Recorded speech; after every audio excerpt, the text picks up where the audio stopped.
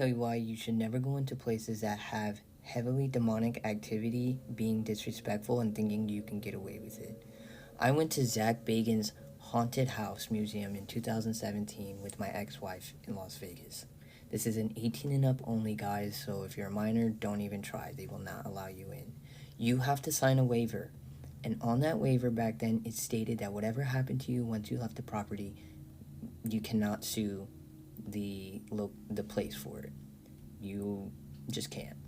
So once the waiver is signed, you can go in as a group. It's 90 minutes long, guys. We had one guy in the group who is that skeptic, who is that douchebag. I'm talking the douchebag with his hat backwards, sitting there trying to show off for the two girls he was with. As we were progressing through this tour, this guy kept cracking jokes, kept saying stupid shit like, I don't know how people believe this, nothing's happened to us so far, this is what a waste of money, that type of guy. And then cracking jokes at all the other rooms that we were in. Anyways, I had this horrible feeling come over me, and I knew something was going to happen to this guy. Because mind you, I already had things I saw things. But that's a different video. If you want to hear that, comment below. Anyways, I tell my ex-wife. My ex-wife said, we got this far. Nothing's really happened yet. Until we got to the last part of the tour. The last part of the tour, the rooms to go in were optional. Because the items you're about to encounter were demonic, evil. People have had things happen to them when they've encountered these objects after they've left. Some tour guides refuse to go into certain rooms altogether, okay? It is not a joke. These people deal with these things all day for the tour. Anyways, the two girls went into the Dybbuk box room. That was the first room. The real Dybbuk box. I'm talking about the one from the movie. He looked in, and he looked for about 20 or 30 seconds because I was coming up, and I watched him change. I don't know what happened to him. He had his hat on backwards the entire time, but he turned it forward and kept his head down like this. I saw fear enter this man's body. He went from being this douchebag, show-off, cracking jokes, to being a frightened little boy. He said not a peep. He didn't even look up for the rest of this tour. When I walked past him, he was looking down at the ground when we went into the next room to look at this demonic doll. I saw darkness around this man. It was like this shroud of darkness. And when I say he was silent, it wasn't just verbally. It was his entire energy that was just quiet. Like something happened. I don't know. But guys, after the end of the tour, him and those two girls were the first to leave. They were gone. Do not think for a second that you can go into these demonic places, laugh at these entities, thinking nothing's going to happen to you. People have had really bad things happen to them after this tour. And this guy thought he was spirit bulletproof. He wasn't.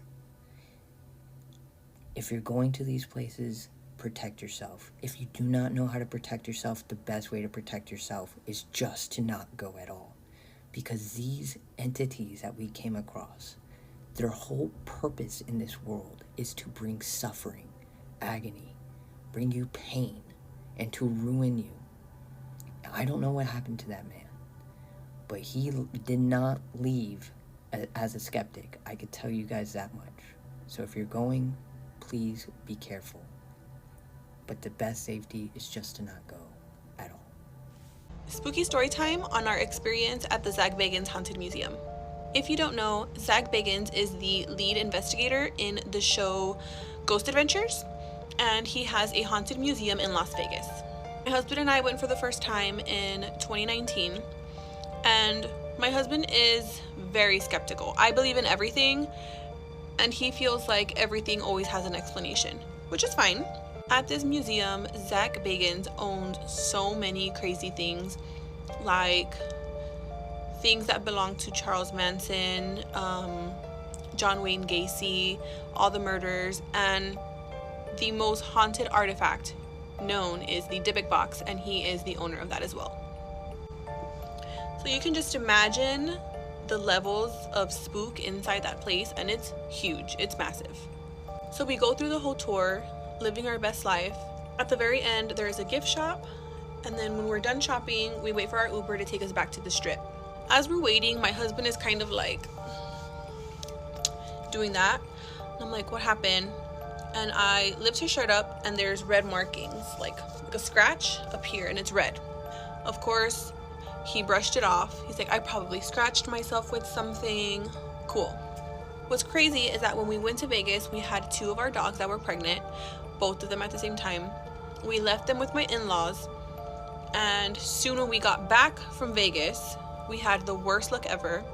Both of our dogs go into labor, and all of their puppies unfortunately pass away. Every single one of them. We also found out that we were pregnant, and unfortunately we did have a miscarriage as well. One of the craziest things that I also noticed is that on our house, and only on our house, on top of our house and along our privacy fence, was crows. Not 1 crow, 2 crows, like so many crows just sitting on top of our house and along our gate, to the point where even our neighbor brought it up, and he's like, what are y'all doing over there? Like, why is there so many black crows on top of your house? We still have gone to visit the Zak Bagans Haunted Museum 3 more times, 2 or 3 more times.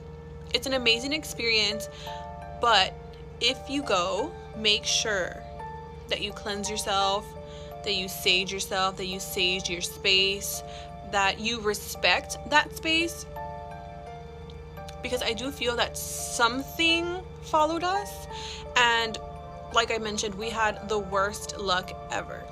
So if you go to Las Vegas, to the Zak Bagans Haunted Museum, be very wary, don't touch anything, because I'm not a skeptic, and especially experiencing all of those things, I'm definitely 100% a believer. So just be careful, and just know that before you go in, you are definitely going to have to sign a waiver. Okay, so I'm just going to record this as proof. I don't know when I'm going to post this, just because I'm so, overwhelmed right now. So, after the museum, yesterday was Tuesday, so it was 2 days after. And I was heading out. Oh no, I was coming home. And I thought I saw my front neighbor outside,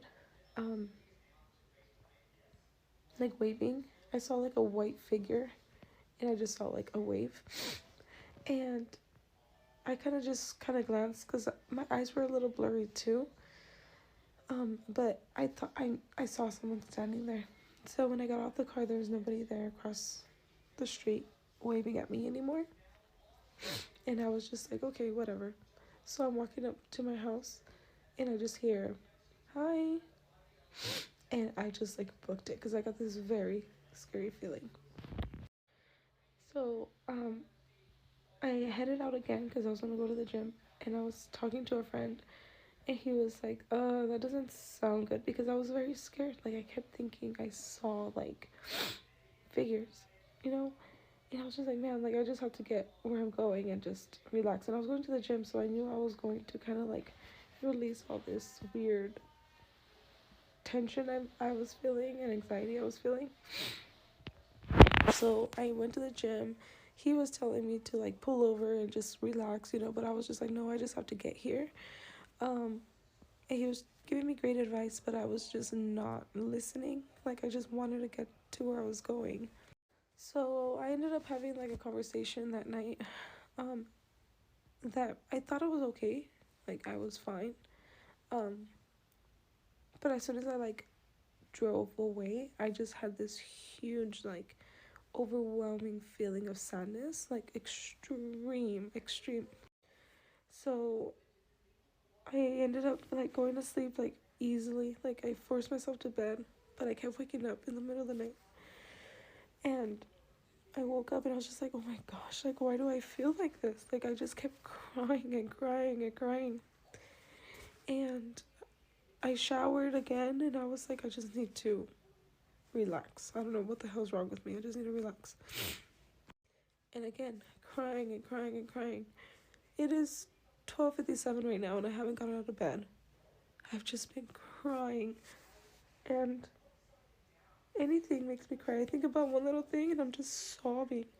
So I saged myself, and as I'm saging myself, like, I'm telling whatever is, like, on me to, like, not leech off of me for their sadness or, like, make me feel worse, you know? And my energy levels are just so low. And I just feel like shit. Like, I don't know what the hell all this was, but I don't know. It's so weird. And I have the sage right here. I have the sage. I have it lit just so I can just be around it and just whatever's on me just to, like, get off.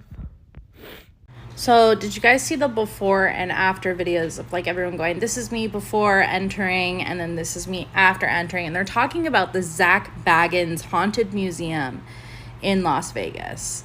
I've been twice. I have a story for each time. I want to preface this by saying that place is real. That place is freaking real. I don't care if you don't believe in the supernatural. It's real. The first time I fucked around and found out, brought something home with me. Did it fuck with me? It tried to. But then it started giving someone else nightmares. Let me get started. Okay, so first time I go to Zak Bagans Haunted Museum, we had a really cool time. I thought it was so cool. I've always loved the supernatural, the macabre. I've always really been drawn to it. And any type of haunted museum that you have to sign a waiver to get into, I was on board. So the first time I went, it was for my cousin's birthday because she loved ghost adventures growing up. So we go, and it was actually pretty cool. None of us had some really crazy experiences, but there were 2 rooms that really made me feel uncomfortable and had really, really negative energy.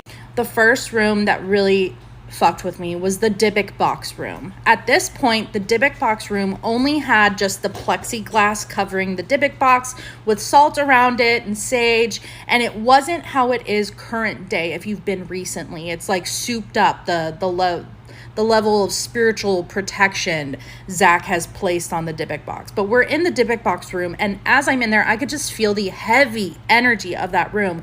It felt as though someone was sitting on my chest. And when you're in that museum, you're in a group of about, I think at most like 8 to 10 people. Correct me if I'm wrong, but there was about 8 to 10 people there. We were not the only people in our group. And so we're sitting in our group. We're all crowded into this room. And I whisper to my aunt in the most quiet whisper that I felt like I could barely breathe because it felt like something was sitting on my chest. And the tour guide went through the whole story of the haunted Dybbuk box. And then she says, I'm going to leave the room now because every time I come in here, I feel like something's sitting on my chest. As soon as that happened, me and my aunt looked at each other. We're like, we're going to follow you out the room. And we did follow her out the room. Now, the second room was a room that I actually have never truly stepped foot in. My body won't let me. And that is the very last room where they have the staircase from the demon house. That room. Okay, so in that room, the very first time they go to tell the whole story about it, yada, yada, yada, and they have this staircase and then a replica of what the demon that Zak allegedly saw, yada, yada, yada.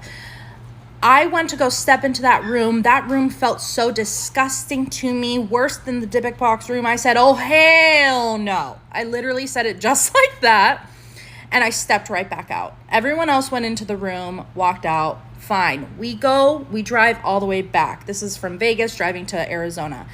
The night we get home, I couldn't sleep right. I was like, I'm not scared of ghosts. I'm not scared of spirits. Why am I not sleeping right?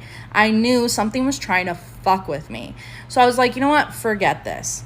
The next day I go and my stepmom asked me about our trip. And I tell her in as much detail as possible about the Zak Bagans Haunted Museum. She calls me the next day, tells me the entire night after I told her that story, she had nightmares the entire night, where she was trapped and like could not speak, and she's like floating around desperately trying to get help. And my husband was in the nightmare, I was in the nightmare, and she just had these nightmares. She's like, fuck that museum, I didn't even go to the museum, and yet it still gave me nightmares. All right, I'm already like 4 minutes in, and if you should I tell about the second time? So the second time we go to the museum, this is just me and husband. We go, just the two of us in our group. And we actually had to leave early from our tour because unfortunately we had another appointment that we got to get to. And when we booked our tour, the only spot available was right before this appointment. And so we kind of overbooked. And so we knew that we wouldn't be able to do the full tour, so we were going to leave the last few rooms out. But I remembered that demon room, so I was like, I'm cool with that. It's fate. Didn't matter. We get into the cowboy room. The room, it's like one of the first rooms you get into. It's not a scary room whatsoever. He has like, I think it's like a diary from Wyatt Earp, different things like that. And we're sitting in the cowboy room, and I kid you not, I get tapped on my shoulder. My very first time ever feeling a spirit physically touch me was in the cowboy room. I was so excited, I felt so lucky. But on the second time, I knew what I was getting into at that point. So I had already prepared ahead of time with items to protect me, protect my husband, and cleanse ourselves afterwards. Did not matter. Because when we went to our appointment, it was like the lady that we were dealing with, something switched up in her. I don't even know what happened. She freaked out at us. In all reality, I probably could have complained to her boss, but we were so kind of caught off guard at the way that she treated us afterwards that I was like, are the two related? That the energy that we took with us from the museum that would cause her to act so freaking irrationally cuckoo cray? Like, I don't know, but that's my theory. But yes, the second time I was actually tapped at that museum. Now they do have overnight tours, and I've told, like, my husband wants to go on an overnight tour to the museum, and we've been to a lot of haunted places, but I don't know if I'm willing to go back. I feel like there's so much hype around it at this point, and when you do that, negative, icky entities like to feed off of it and drain off of you. And when you think of ghosts in the spirit realm, you got to think of humans here. You don't just trust strangers, right? So why would you trust a random spirit on the other side of the veil? You have to be very cautious and careful because you never know who you can get. Chances are you're not going to run into anything nasty. Chances are you're not going to run into anything that's going to try to attach to you and try to make your life a living hell. But you never know. Just like chances are you're not going to run into a mass murderer, right? But you never know. If you're into that stuff and you know how to spiritually protect yourself, I would recommend it. If you're afraid of that stuff and you're just looking to get scared, be prepared because you never know what. Okay, so I've been seeing everyone talk about their experiences at Zach Bagan's Haunted Museum, and I wanted to talk about mine. I love everything paranormal, so I knew that any time that I went to Vegas, I was going to have to go. And I've only been twice. The first time I went, I was uncomfortable the entire time. Like, even when we were standing outside to be let in, even as we were, like, driving up and enter the property, I felt super uncomfortable, and I felt like that the entire time.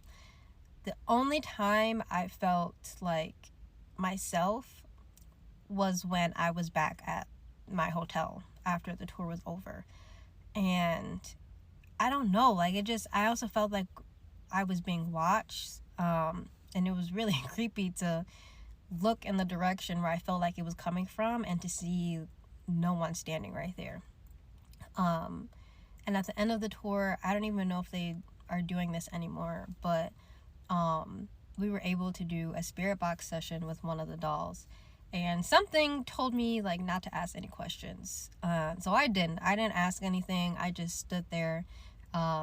as people in my group asked questions, and it was very cool but also very terrifying to be in that room with this doll and other dolls and hear responses from the spirit box. Like that was insane.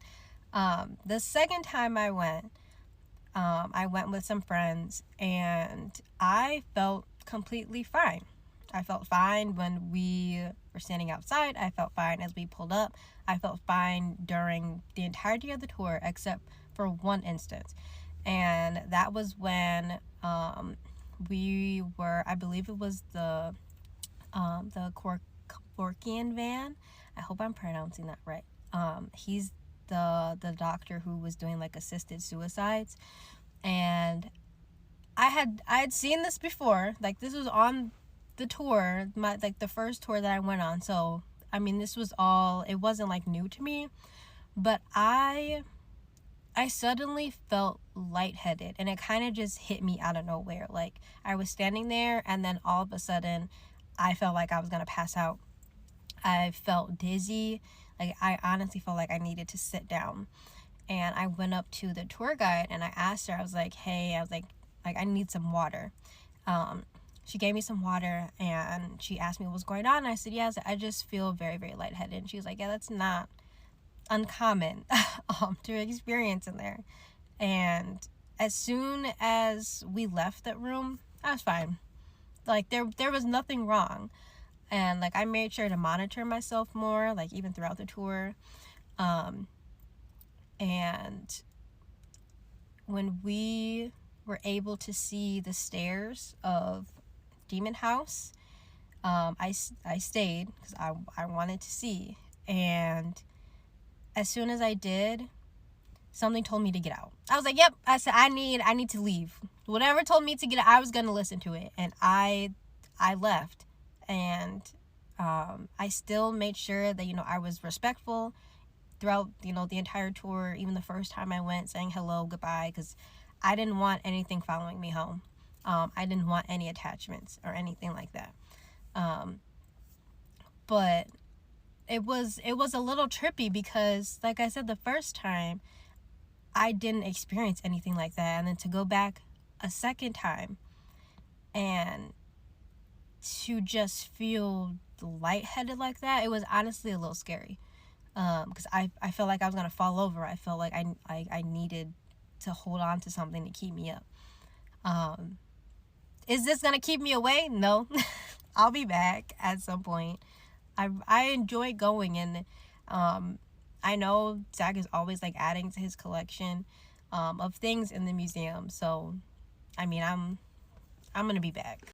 So this is my update on the Zach Bagan's Haunted Museum. As most of you guys know, I was in Las Vegas a couple days ago and decided to go visit his very haunted museum. I went in there completely protected, but no matter how protected you are, sometimes you could pick up on things or have certain things kind of follow you home. And it's usually things that you get very drawn into. So when we were in the museum, there was this doll by the name of Lily that really caught my attention. I couldn't get my eyes off of her. Like, for whatever reason, I kept being like pushed towards her. She's said to be extremely haunted. Her hair is actually made out of real human hair, and she is known to cause a lot of horrible nightmares to the person that she, I guess, interacts with. The very next day, in the very middle of the day, the sun's out, I'm in the passenger seat, I'm taking a nap because we're still doing the road trip. My husband's driving, went out of nowhere. I completely fall into this deep sleep, and I am paralyzed, completely paralyzed, sitting right next to him in the car. And I was just in this deep, dark hole that just kept going deeper and deeper, and at the very end I could see the doll, Lily, sitting on the ground playing with some type of, I don't know, she was playing with something, and she just kept saying, do you want to come and play? Come play with me. And I'm just there like, no. At one point I was like, am I having a stroke? Like, is this what a stroke feels like? Because I had this out-of-body experience where I couldn't move, and I just felt like everything was just slowly like zoning out. And then something snapped in my brain, and I'm like, hello, pray. Start praying, pray. So I start to pray, and just like that, I'm like snapped out of it. When I came to, I was just like, like I almost felt like I had been underwater the whole time. And my husband's just like, what the heck? And I tried to explain to him what happened, but he was just kind of like, so yeah, if once again you go to the Zach Bagan's Museum, be prepared to have some type of experiences, because even if you go there protected, you may have something happen. And nothing has happened since. I feel like that was just like a little taste. Nothing had happened since. Will I go back and visit? I don't know. I honestly can't answer that right now. Should you? At your own risk.